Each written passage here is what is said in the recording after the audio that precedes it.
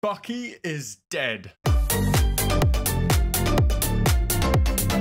On August 9th, Disney Lorcana is going to be having its first errated card, Bucky Squirrel Squeak Tutor, which I'm sure is news that many of us, and I mean many of us in the community, are happy to hear. We have just been shown this article, the Errata update, changes coming with Shimmering Skies. So let's read through it here. Hello, Disney Lorcana TCG players.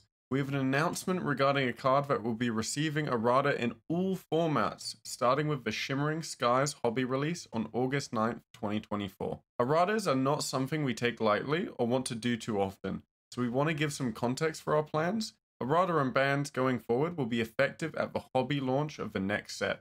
So for us, this means the hobby launch of Shimmering Skies, again as they say August 9th. We want to preserve a fun environment for the game and address cards that cause negative experiences for players at all levels. We're looking for ways to make printed versions of the updated card available to players later this year, and it will be corrected in any future printings. Starting August 9th, 2024, the following card will be changed as follows. Firstly, Bucky is becoming a free cost. Then, it is having ward removed, and it is being changed from whenever you play a Floodborn character to whenever you play a Floodborn character. If you use Shift to play them, each opponent chooses and discards a card. This is massive. I mean, this basically ruins the card. You can't play it anymore. I mean, you can, but it's not going to be good, right? So this prevents the especially difficult combo to deal with as an opponent. It's pretty easy to pull off as the Emerald Steel player to shift Diablo on turn 2 after playing the Bucky for an instant discard. So that means you can discard, in theory, every single turn starting from turn 2. Now, you're not going to be able to do that until turn 3 at minimum, which makes the value judgment of when you shift the Diablo harder, because if you're playing with small Diablo on 1 and you're shifting it on 2, you're missing out on a discard, and it just stops the deck from being able to just play any Floodborn character and still trigger the discard effect without actually running the Floodborn line. So in this case, that was cards like Aladdin, Beast, Tragic Beast, Tinkerbell. Trying to think of more here, but you know the ones that you see and you go, boom, then I have to discard a card. So for context, Ursula's Return gave Bucky players, that's pretty much what we just talked about. But anyway, this is the main issue here is that this card was very meta warping, and as the article says, took agency away from the player. When you're playing against this deck, you're essentially limiting the play options of your opponent, and to a degree yourself if the Diablo doesn't stick on the board, because neither of you can maintain any hand size, and you're just going to be top decking card after card after card.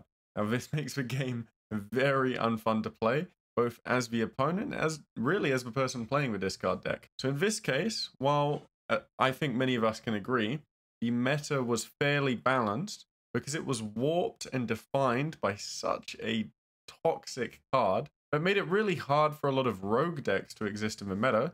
I think this is a really good change. Unfortunately, this deck's still going to be around for the rest of the set. It's still going to be around for Dallas, Fort Worth, it's still going to be around for Bologna, and it's still going to be around for Ursula Set Championships this month. But for those of you playing in Toronto, you will be playing Set 4, I believe, because it's within, I think it was 3 weeks of Set 5 release.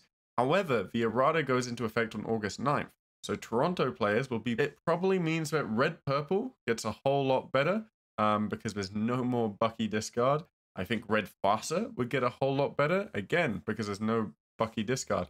Any deck that has trouble with card draw or trouble removing Diablo is going to become a lot more viable following the removal of Bucky. So I think it's really cool that those of you in Toronto playing Set 4 will be able to discover what the meta would look like if Bucky never existed. Unfortunately for us in Fort Worth and Bologna, we're not going to be able to see that alternative reality. So for the final bit of the article, please keep in mind, for challenge events, Shimmering Skies will be legal on August 30th, but the errata will go into effect immediately again, so this is why Toronto will have the errata in effect, but other events won't.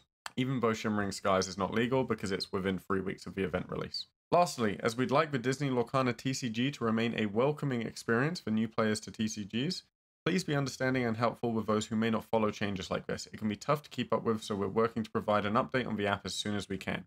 Thank you for your support of the Disney Lorcana TCG, Disney Lorcana TCG Global Organized Play Team. Now this is a very important point. as a game designer, as Ravensburger, you really don't want to errata cards. And if you do, you don't want to errata many. Because the more cards were errated, the more times that you could be in the middle of a match and someone misunderstands how a card works simply because they haven't been playing the game the whole time or they're not up to date with the online news. So if they look at the card and they read the card and they think this is how the card works, and they get to their first tournament and it's not how the card actually works because of an errata, that's a really tough situation to be in and makes it more inaccessible to new players. We're very lucky so far that we've only needed to errata/ban one card, but the more that this might happen in the future, that makes it harder for new players and is sort of the limitation of physical TCGs. Now, the question is, if you are an Emerald Steel player, just because you've always liked the discard package, is discard still viable? Is Emerald still viable? And I think the answer is yes, it will still be viable. It just won't be as meta warping or as strong as it was in set 3, and it will in set 4, and it will probably get some more tools in set 5. So this means we'll probably see a shift back to the Prince John style, Ursula style, singing double sudden chill discard decks rather than the passive discard by playing Floodborn decks we currently see. I think this is a lot healthier for the meta, but for those of you in Toronto, it really does make the meta choices interesting, because if we look at the meta as it is now, it's a very rock, paper, scissors meta, kind of a big 4, as we saw in Bochum, maybe just for big 3. The idea of a rock, paper, scissors is Emerald Steel beat red, purple beat red, blue, and blue steel, and then red, blue, and blue steel beat Emerald Steel. So with that trifecta, what happens when you take out one of them, right? Now, Emerald Steel is no longer keeping red, purple in check, but red, purple still beats red, blue, and blue steel. So we'll have to hopefully see some decks that were previously being pushed out of the meta because they couldn't answer Bucky Diablo that would be able to answer red, purple. A key deck, I think, is Red Farsa. Red Farsa could be an amazing bring to Toronto, as the Mufasa's ability is a natural insulator against Be Prepared boards, and because it's a deck that naturally lacks a lot of card draw, it should now be able to survive in the meta without Bucky around. I think it also has very good matchups into blue steel, should have good matchups into red blue, so if we're treating the meta as a big 3, now that Emerald Steel is gone, I think Red Farsa is perfectly positioned to snatch its way in and make a big tournament placement. I know a couple players, like Humble, who loves Red Farsa, is going to be very, very, very happy to hear this change, and will probably be trying it out at the Toronto Challenge if they're attending. Anyway, I think that's all for today.